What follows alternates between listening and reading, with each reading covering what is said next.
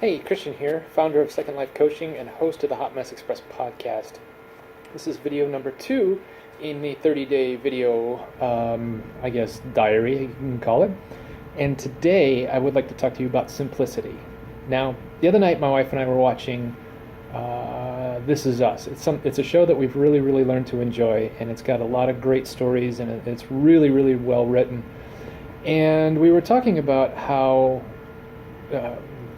it just seems incomprehensible that a parent or a child would distance themselves from the other. And it kind of naturally led to a conversation about why we parent the way we parent, the things that are important to us that we've learned to bring into our lives. And the thing is, simplicity is kind of our thing. It's the holiday season, which means that now is the time when everybody goes crazy, everybody spends a ton of money buying a bunch of stuff, decorations, presents, gifts for friends, family, teachers, what have you. And it seems to be a season of excess. I mean, you watch the news and it's all about how much money people are spending. The average cost of family spending, it's a couple of grand, and that's just kind of ridiculous. But over the years, we've learned and we've kind of embraced the philosophy that life isn't about stuff. It's about experiences, and which is why we like to vacation as much as we do. We like to take the kids places to see things and do things instead of just fill the house with, stuff that's going to be tossed aside within, 6 months to a year. Funny story. And one, if you listen to the podcast, I've told this a few times.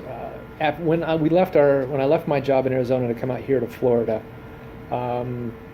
we really had no idea where we were going to live. We didn't even have a place to crash once we got here.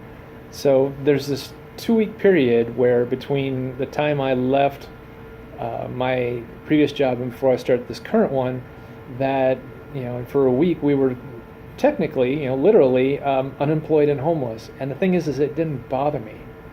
I mean, we eventually got it all squared away by stopping at a Kinko's in Houston to rent a condo for a week so we have some place to crash when we got here. But being a natural planner and someone who likes to have, I'm an analytical mind, likes to have everything laid out, in front, follow step by step. For me to be able to drive and not worry about what's going to happen once we landed in Florida was really kind of a big deal. And we left a house, and we'll get back to simplicity. A house in Arizona was roughly 1,800 square feet, and the company I moved to offered to pay to relocate me. And so we bring in moving companies to get estimates, and what the estimate to move all of the stuff that we had was roughly twice what the relocation assistance was going to be. So we had made the decision to pretty much sell everything except the bedroom sets, and that would be all the furniture that we would take with us. I think we brought a couch too, maybe. And it was really kind of a way for us to pare down a lot of the stuff that we had accumulated over the years. I mean, we had a really nice oak dining room table that weighed, I swear to God, this thing weighed 6 tons, and just the cost to move that alone was ridiculous. So we ended up donating that to a friend of ours who had 6 kids and really needed a large table to sit at. Yeah, so we moved into the first house here. It was roughly just shy of 1,400 square feet. So it's 400 square feet smaller than the house we lived at in Arizona.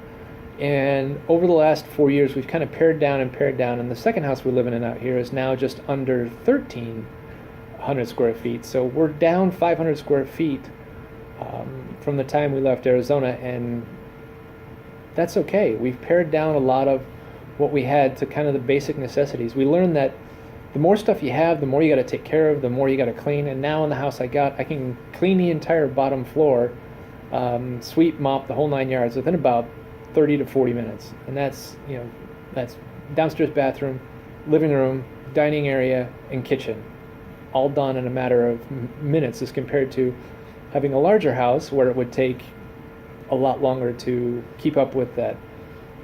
So living simply is something that we strive to do. It's something that you should strive to do. It's something that we all should strive to do, because excess and things only end up creating clutter. And I'll tell you, I drive my wife insane, because now when she wants to, or when my son wants to bring something into the house, my first question is like, okay, well, what are you getting rid of? I'm not into kind of stuffing things into crevices, and I just want to declutter everything almost, down to the bare essentials. If you haven't seen it in a year, haven't touched it in 6 months to a year, I mean, aside from, house decorations and really, and things like that, but stuff that sits in the garage, the best way to do it is to donate it, sell it, or in a lot of cases, just trash it. Simplify and declutter. So that's today's lesson. That's today's video, and as always, check us out at secondlifecoaching.com and subscribe. I would love it if you subscribe to the podcast on iTunes. Just search Second Life Coaching, I believe, or Hot Mess Express. They're both there. And we shall see you on the flip side tomorrow with lesson number 3. Later.